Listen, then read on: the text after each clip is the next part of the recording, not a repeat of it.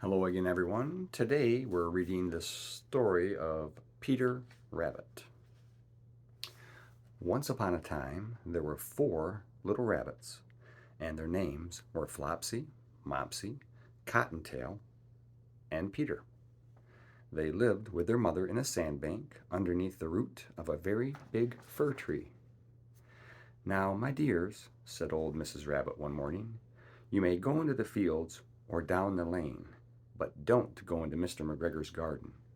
Your father had an accident there. He was put in a pie by Mrs. McGregor. Now run along and don't get into mischief. I am going out."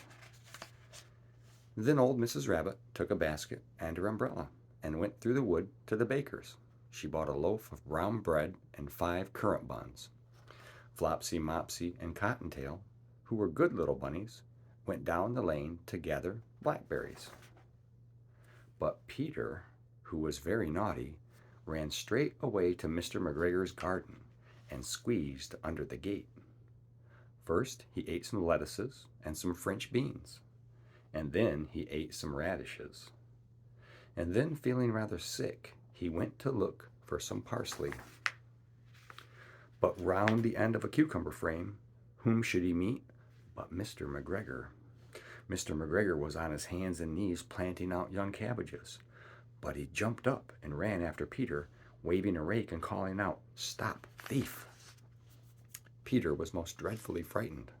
He rushed all over the garden, for he had forgotten the way back to the gate. He lost one of his shoes among the cabbages and the other shoe amongst the potatoes.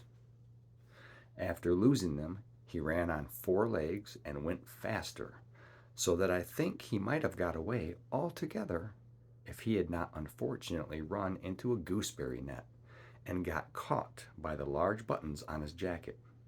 It was a blue jacket with brass buttons, quite new.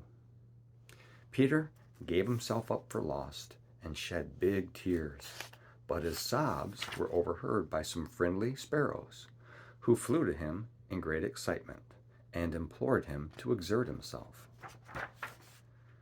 Mr. McGregor came up with a sieve, which he intended to pop upon the top of Peter. But Peter wriggled out just in time, leaving his jacket behind him, and rushed into the tool shed and jumped into a can. It would have been a beautiful thing to hide in if it had not had so much water in it. Mr. McGregor was quite sure that Peter was somewhere in the tool shed, perhaps hidden underneath a flower pot. He began to turn them over carefully, looking under each. Presently Peter sneezed, "Achoo!" Mr. McGregor was after him in no time. He tried to put his foot upon Peter, who jumped out of a window, upsetting 3 plants. The window was too small for Mr. McGregor, and he was tired of running after Peter, so he went back to his work. Peter sat down to rest. He was out of breath and trembling with fright, and he had not the least idea which way to go.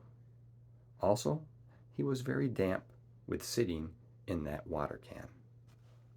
That's the end of part 1.